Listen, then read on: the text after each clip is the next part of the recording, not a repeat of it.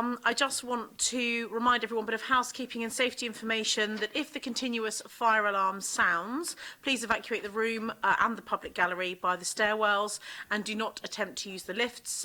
Please assemble at the Queen Victoria statue in front of the civic offices.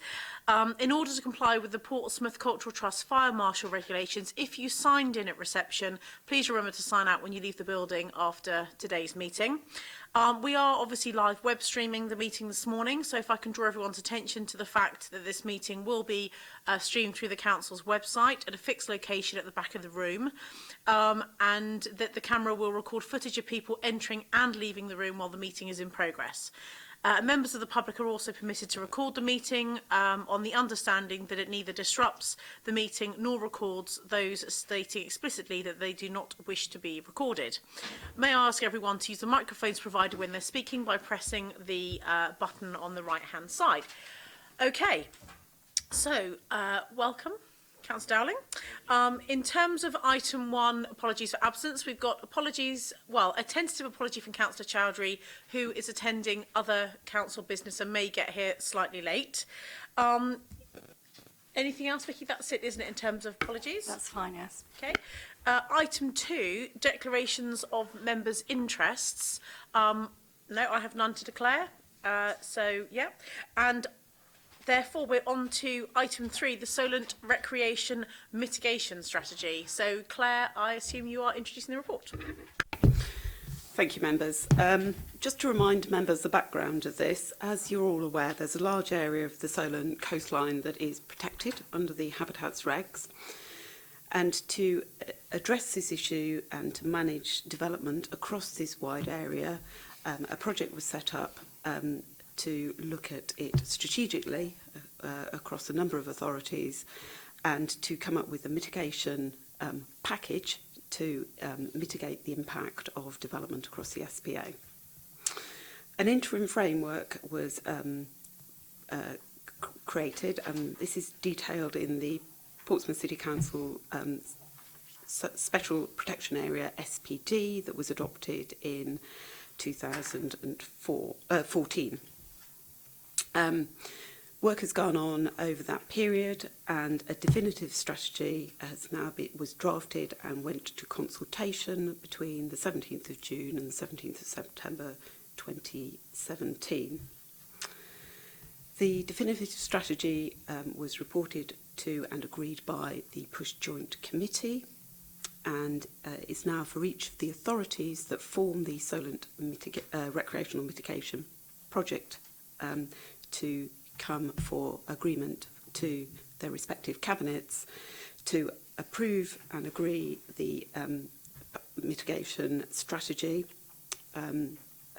as December 17, but also for this cabinet to also agree to revoke the SPD that was adopted in 2014, as this is now superseded by the revised strategy, the definitive strategy.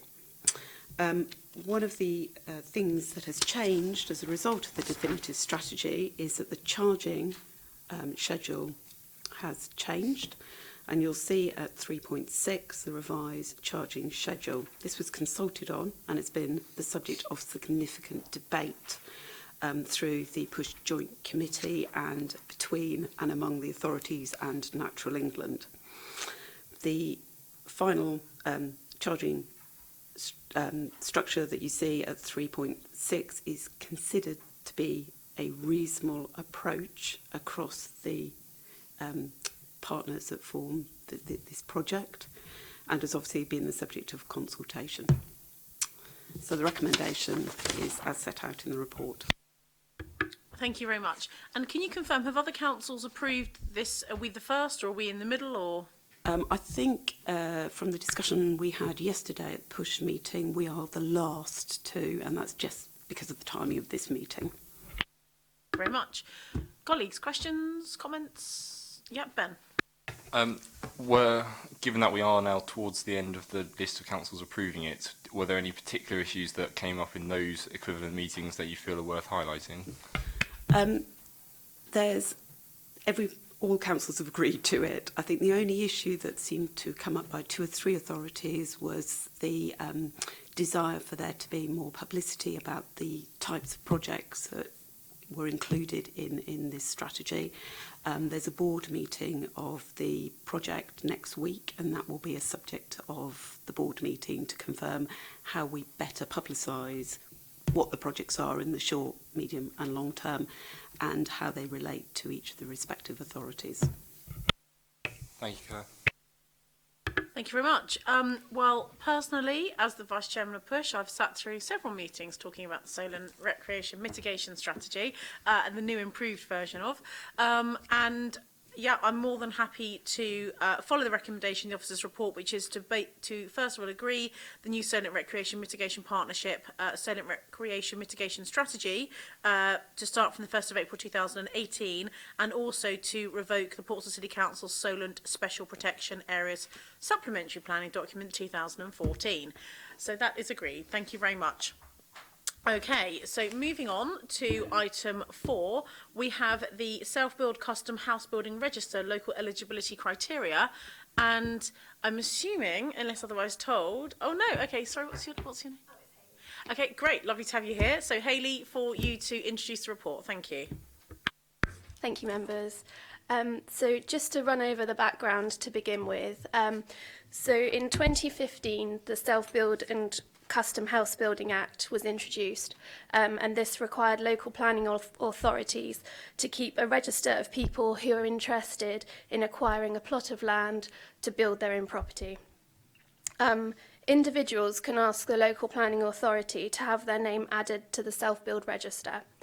And that's provided that they meet some very simple criteria in that they're over 18 years of age and they meet certain citizenship criteria.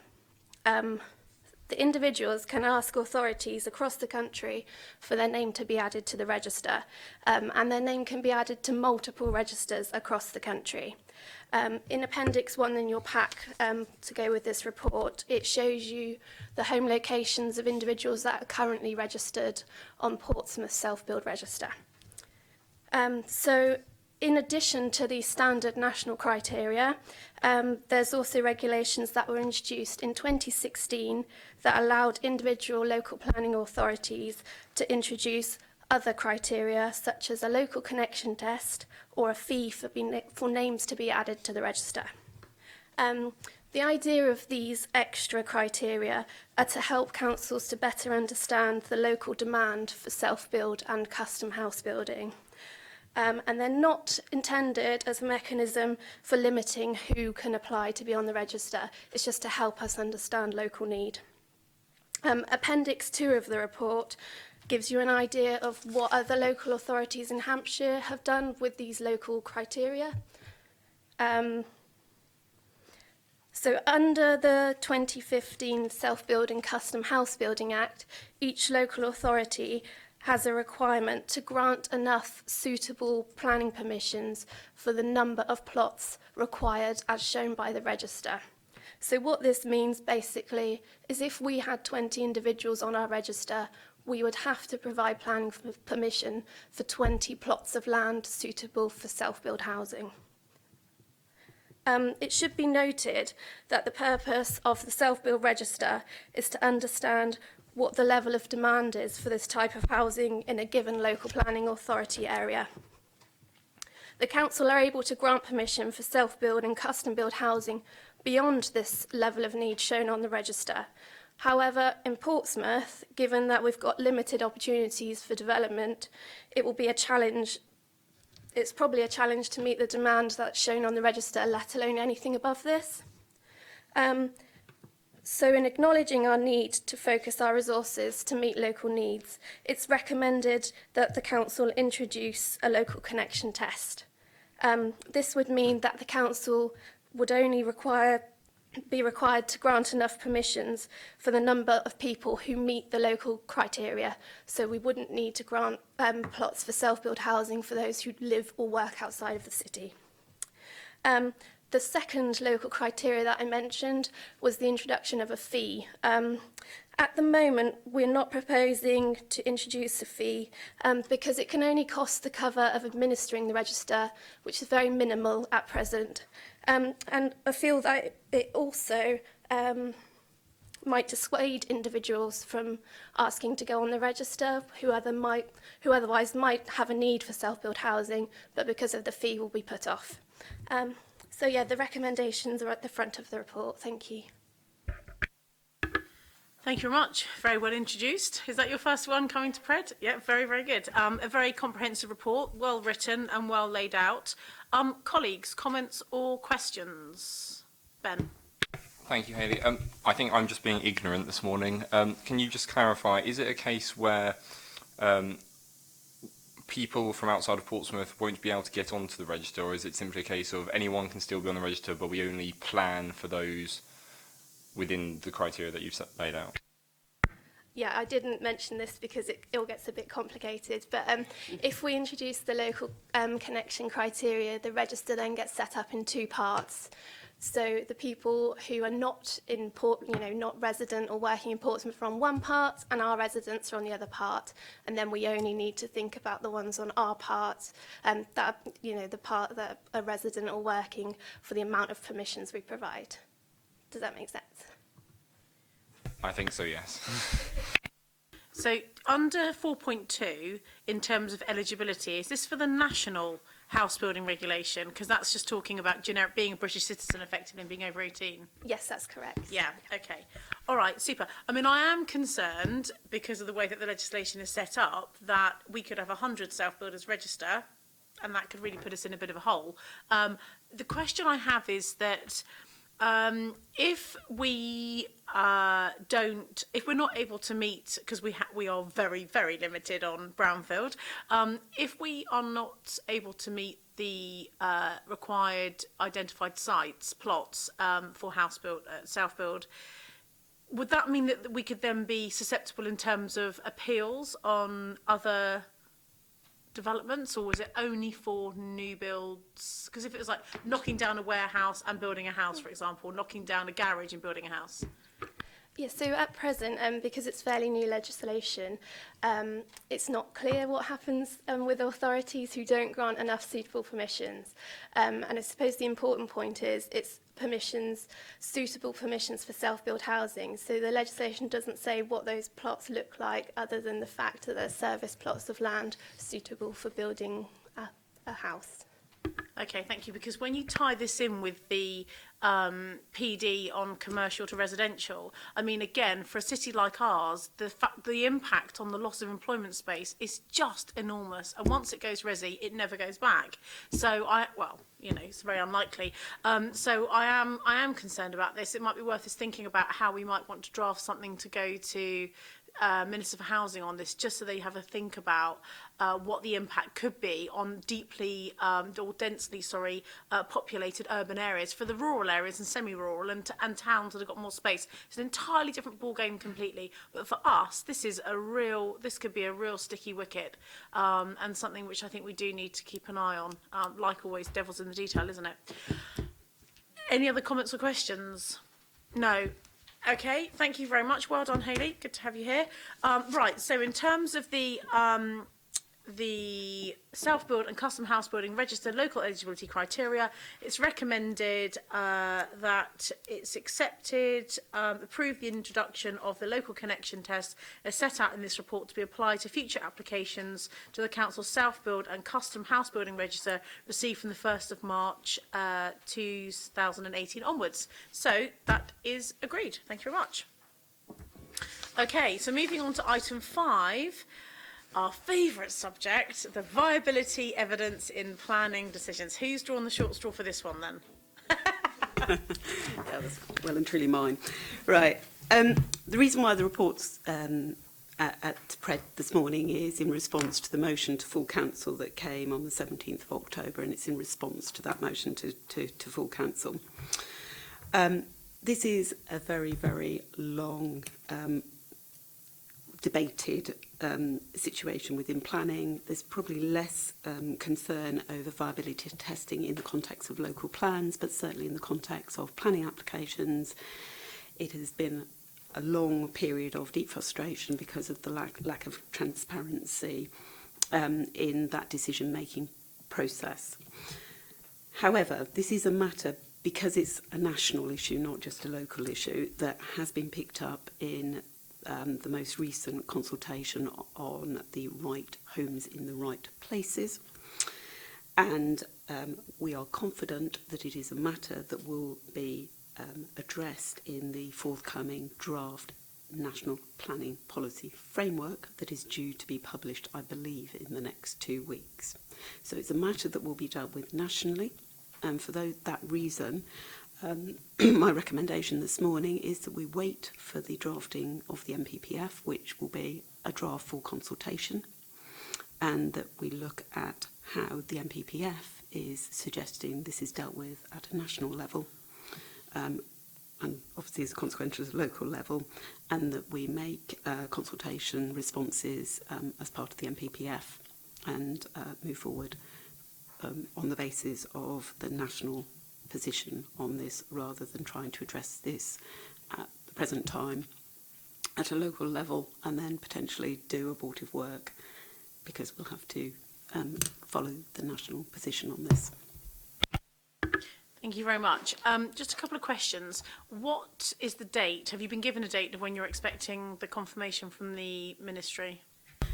There isn't a date, but I was at a meeting in London last Thursday with some senior grey hairs of the planning world, and there was there's a suggestion that it will be out for consultation at the end of, not this week, not the following week, but the week after. So it's imminent. Okay, so just before PERDA. Great timing. Okay, so in which case then, in the meantime, until this comes out and we get the national sort of framework around how they want viability testing to be fairer for local authorities, you could say, there's nothing to stop us doing what we consider doing, or we did do with the Queen's Hotel, which is getting a second opinion, and about if you've got viability testing that's been undertaken by the District Valuation Office, if it is a big complicated application, you can then get, there's nothing to stop us doing that, and we can still do that anyway. Is that correct?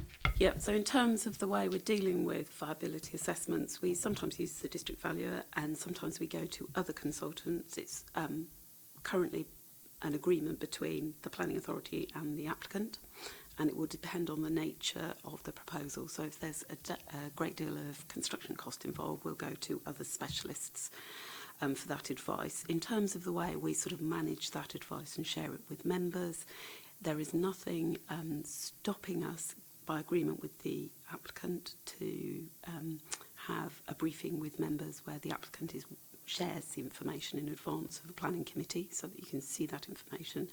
But given the commercial sensitivity, it has to be by agreement with the applicant. So in What then remains confidential just for members? It wouldn't be published? It wouldn't be published. But in terms, and historically we have on some sites done quite detailed member briefing in advance of the committee, sharing some quite detailed figures. Because I know that when Councillor Vannon Jackson contacted me about this November, December, I'm trying to think, it might even been this year, whenever. Actually, no, it was after Christmas, just after Christmas, about the Queen's Hotel. One of the things that came, and we obviously had a meeting, a separate meeting about that, and I think, Colin, you were there as well as the group leaders. One of the things that came away from that was that we were going to, it's not like formally establish a panel, but actually informally we already have it, but just make sure that we've got, you know, there's several different, you know, quantity surveyors that we might want to use to test the viability of the business cases to make sure that actually they did seem fair, and that we were going to just slightly formalise that a bit more by having maybe 4 or 5 names on a panel. Is that... Can you confirm your position on that? So I've met with procurement to just go through that whole procurement procedure. Because of the value and the fact that the developer pays, we're able to have a sort of almost an infinite list, but they do need to be the right people with the suitable qualifications and experience potentially of representing the council at a public inquiry and be, used to being cross-examined and so forth. So in reality, there is only a smaller pool of potential suppliers of this service. So as far as a council, we can actually agree a list, because we have sort of a list, we just haven't formalised it. So I'm more than happy to set out the list of the potential people we have within the area to do this work that we would normally sort of share with the developer and agree between the parties. Yeah. It's more for in the hand. benefit of other members here today as well, and for people in the public who might be watching that are interested, that we are taking forward some of the action points from the council have been discussing. Right, colleagues, questions, comments? Ben. So, as Claire described it, a long period of deep frustration. I think this does worry me for all the reasons that I think you've already alluded to. This came to full council in October after already multiple months of planning applications coming forward and there being discontent both at a council level and within the general public. It's now 5 months later, and the only official piece of paper, I appreciate the conversation we've just had and that's really helpful, but the only official piece of paper from the City Council about this issue basically says we're going to continue elongating the long period of deep frustration that we've just discussed. So that does worry me. I completely appreciate that we are about to hit Purdah and local elections, and that is equally frustrating because even if this were a paper saying, yes, we'll do all the things in the full council agenda that we agreed at full council, it would still almost certainly hit Purdah anyway, and we'd be waiting another few months until anything comes forward. So this does worry me. I think, Leader, I appreciate why this has come forward in the way it has, timing-wise.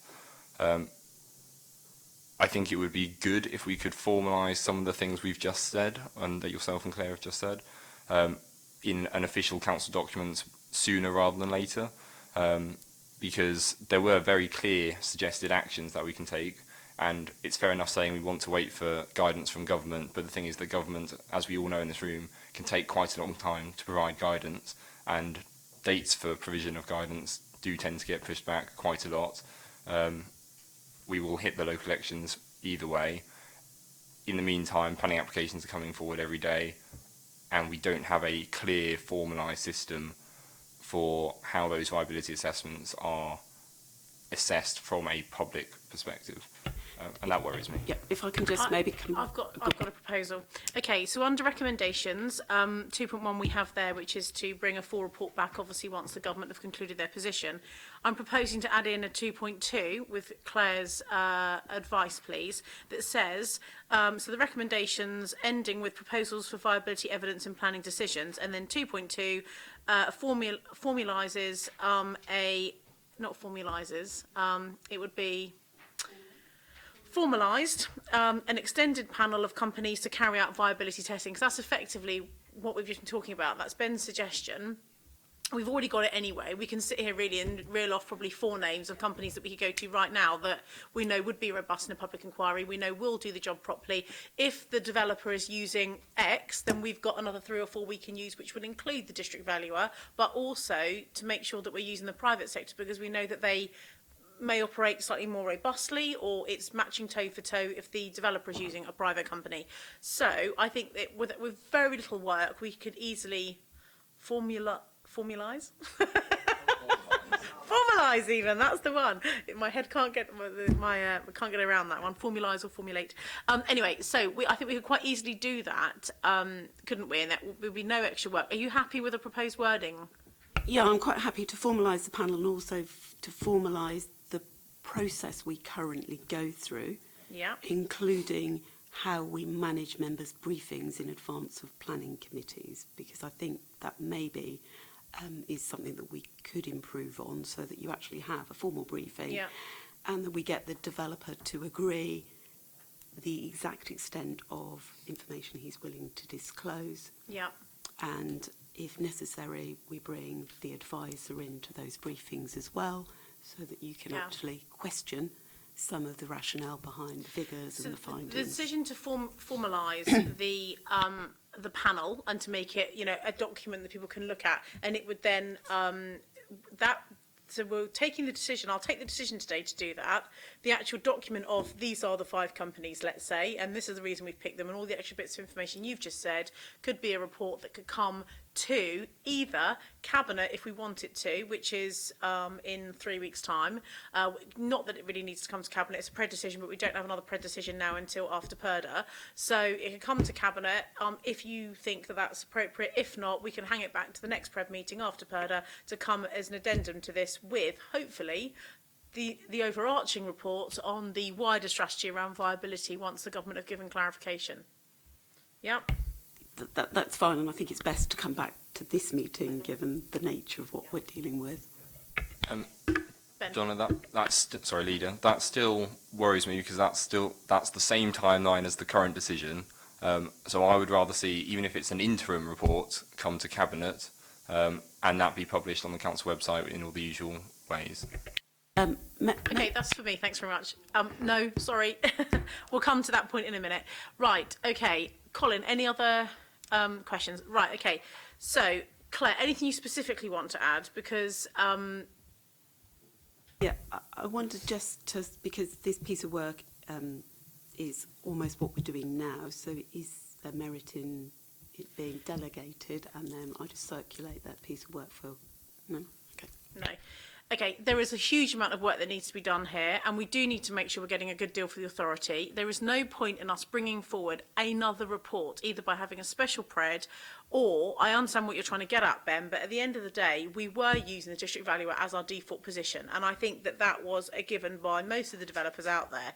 We are now moving a significant step to formalising the panel of private sector companies we can use.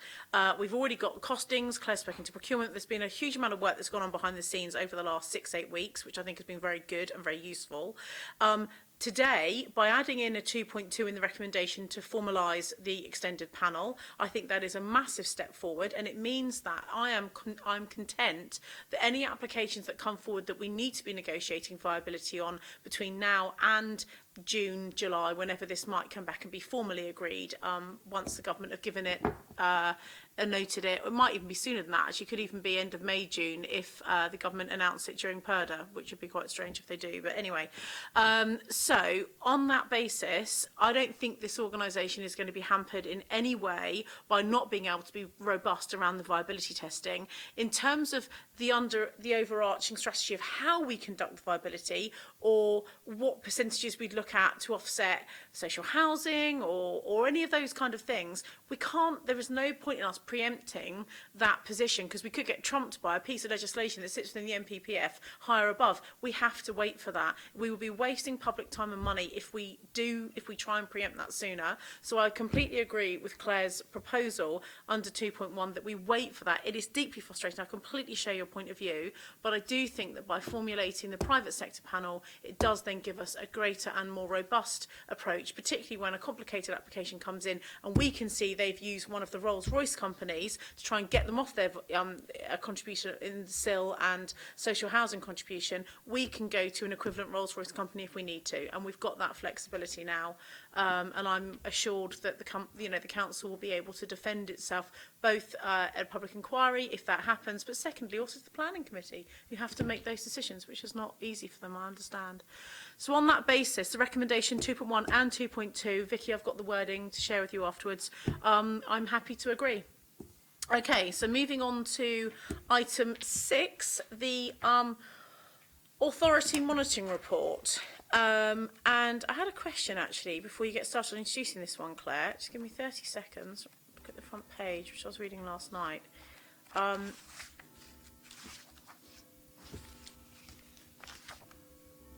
Yeah, on here it says authority monitoring report. It should be annual monitoring report. Is that not right? Because on here it says annual monitoring report. Because I read this, and when I read the covering document last night, authority monitoring report, I read 1, 2, 3, 4 pages and nothing made sense to me. So I thought, authority monitoring report about what? And then I got to the appendix and went, oh, okay, yeah, I get it. It's the annual monitoring report. So I think we need to change it or not. Or maybe I'm being slightly silly. Okay. Forgive me, yes, so it's my report to introduce anyway, but I'll start with that question. Historically, authorities had a responsibility to produce an annual monitoring report, which was produced annually and submitted to government to report on development and what was happening in their area. That requirement has now softened and we don't have to produce an annual monitoring report. However, there is still a requirement for us to produce an authority monitoring report. So authority monitoring report is the new name for what was the annual monitoring report. So I think it's just a holdover of that previous name. That's why the document's still called an annual monitoring report. In effect, of course, it does cover an annual position. So I think this is more the government trying to keep the same acronym and keep the understanding the same, but obviously hasn't worked. Probably what it should be called is authority monitoring report, and we can ensure that that is the new name which it should be referred to, and we'll tighten that up and ensure that that's consistent. However, it is the same document as members may be used to seeing being called the annual monitoring report over the last, I think this is about the 14th one we've produced. So apologies for the terminology there. So to go back just briefly, the monitoring report, it addresses issues with development across the city, and in particular the operation of local plan policies, and the period it covers is the 12 months to 31st of March 2017. That's the base period we're recording. However, to try and keep the report sensible, we do bleed a little bit further into the current year so that it's legible and understandable for people reading it here today. But most of the facts and figures are really concerning that financial year. This monitoring report, I can say it is more comprehensive than we have produced in recent years, and it has been produced a little earlier than we have done in recent years. For instance, last year's came through in the summer, so we're a bit tighter and a bit closer than we are now, and that's reflective of the fact that we're gearing up for preparing the new local plan, so that's a positive. We also take opportunity here to recap on the last 5 years to both provide a better evidence base, a better picture for what's happened in the city under the existing planning policies, and also from a planner's point of view, it coincides nicely with the introduction of the National Planning Policy Framework. So the last 5 years is a good base period to tell what's been going on really in planning development terms. The report, the monitoring report forms Appendix 1 to this document, and it goes through, and we talk about, we look at the strategic sites that were identified in the adopted core strategy and other planning documents, and we provide a portrait of what's been achieved over the 5 years. Then we go through a number of monitoring indicators looking at plan policies and what's been delivered. So, for instance, a key target for us is housing delivery, as it is with all local authorities. Over that planning period, we delivered 393 properties during that period. That's lower than our target for new dwellings. However, if you do, and we believe we have reasonable grounds for including some element of delivery of student housing in these figures, if you do accept that, then together we have actually exceeded our housing delivery target for this year. But that position remains to be confirmed and worked through with inspectors, but there is a positive outcome there. On that basis, we believe we do have just a 5-year supply of housing, but we confirm the position remains marginal. But we also recognise that we've talked earlier in this meeting about government announcements, change to national planning policy, change to the MPPF, and that could include an anticipated change to the standard methodology for assessing housing need. So all this will need to be looked at over the spring as we understand what the government is expecting us to look at. It's not all about housing. Like I said, it's a really important opportunity to review what we've undertaken, to inform what we do with the local plan. So there's lots of here across the piece. We look at the delivery of affordable housing. We look at how our policies, such as to try and encourage the delivery of pocket parks in large developments, where tall buildings have come forward in the city, how much family housing we're delivering in the city, along with other types, and much more in this year's report about retail and shopping centre information than we have done in recent years. There's also a section now where we expand. We used to report on the amount of SIL that had been received, but we also complement that with information on new homes bonus we'd received to just try and present a fuller picture of how government and developer funding does follow development and then where that ends up going to. The recommendation is basically to note the report and to publish it on our website. Our previous reports are actually referred to quite often by planning agents and other communities interested in understanding what's happened in the city. For instance, one of the uses of the previous report is to be strong and advertise what student accommodation is coming through to better inform the market. So it better informs our advice to other people considering perhaps further accommodation. They know what's in the pipeline. We hope we can better inform investment decisions in that way. Thank you.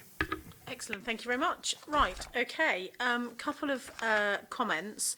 I'm delighted that we are just able to meet our own 5-year land supply, because obviously we know that there are many councils around us who are particularly struggling on that element, and when you can't meet that, of course you are very susceptible to appeals in some of your critical areas. So for us, not that we have many critical areas, because, well, we're one big critical area, but you know, we don't have any strategic gaps, so to speak, but nonetheless it's still good that we're able to do that, so well done. And I know that that's not an easy thing that we've been able to achieve, so a lot of hard work has gone into that. Yeah, obviously the number of houses coming forward is a concern. I mean, you know, because of the MPPF law that states that you can convert commercial to residential, which includes student accommodation, which has even less onerous regulation on it, has meant that we have lost valuable employment space to student accommodation. And secondly, when we are losing that employment space to living quarters, it's not to family homes or homes for working single or couples living together. It is for student accommodation. Therefore, it's not even occupied all year round. It's occupied for best part of 9 or 10 months of the year. It is a concern, but I guess in a city that has a growing student population, there are upsides for our economy. And I note the point you said, Toby, that when you factor in the student housing numbers, actually we have met our housing need. I just would like, I wish I had a crystal ball so I could see 10 years ahead of what will happen in terms of student population numbers, fluctuations, how that affects things when we're outside the European Union, what will happen because of the high price of student fees in this country. And, I don't see the student population numbers going down, but if they did, I mean, clearly that would mean that we'd have an opportunity to convert some of these into permanent, dwelling spaces. The tall building bit is good news. I'm happy about that. We're going in the right direction. It clearly is a solution for us that has to play a huge part in how we're going to meet our strategic housing need over the next 20 years. It is really the only solution if we want to keep the valuable green space in the city that we have. And again, your report on the bottom of page 72 actually this could be bottom of page 2 of your report, sorry. The B1 office space that's gone down and has been lost, again, consequence of that very, very short-sighted, stupid government policy around PD, particularly in urban areas like ours. Works in some places, but here it's just an absolute travesty. Anyway, thank you very much for the report. It is comprehensive. As I say, I did look through it last night, as well as having had a look through it previously before it was published. It's good, thank you. Colleagues, questions or comments? Anything else to add? No? Okay, great. So in which case, the authority monitoring report, which 2016-17, so it's retrospective, it's telling us what we have achieved over the last year. The recommendation is that I agree it and approve the AMR for publication on the council's website. So happy to do that. Thank you very much. Right, that is the end of the meeting. The only other quick question I was going to ask, for the benefit of others as well, Claire, if I can, is how are we getting on with publishing our HMO database? The work hasn't been completed yet. Licensing have had private sector housing has had some issues around their data and bringing it into line with our data to get a comprehensive. So it is still work in progress. It is something that we need to prioritise. So we will be actually making sure now that we actually get that detail sorted so that we can publish that online as agreed. We're also still out for consultation on the further amendment to the HMO SPD around sandwiching. Oh, yeah. And that finishes on the consultation finishes on the 19th of March. Excellent. Well, I'm seeing James Hill today at 1 o'clock, so I will chase him up on the private sector side of things. Okay. Thanks so much. Thank you all for coming. That's great. Meeting is ended.